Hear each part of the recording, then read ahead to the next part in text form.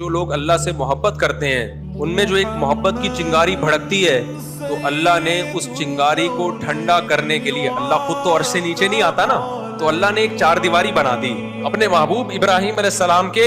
ہاتھوں، اور وہ چار دیواری بنا کے اللہ نے اعلان کر دیا کہ اے ابراہیم لوگوں کو بتاؤ یہ کس کا گھر ہے، یہ میرا گھر ہے۔ آپ سفر سے آتے ہو، اپنے والد کے گھر جاتے ہو، نانی کے گھر جاتے ہو، اب ہمیں بھائی اللہ سے محبت ہے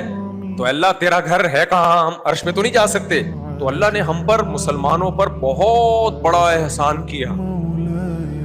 اتنا بڑا یہ اللہ کا ہم پر احسان ہے کہ اس سے بڑا احسان شاید ہو نہیں سکتا۔ اللہ نے کہہ دیا میں زمین پہ ایک جگہ اپنا گھر بنا دوں گا۔ جس کو بھی اللہ سے محبت ہوتی ہے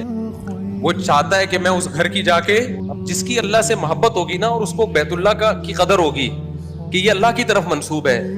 اس کے دل میں بیت اللہ کی اتنی زیادہ قدر ہوگی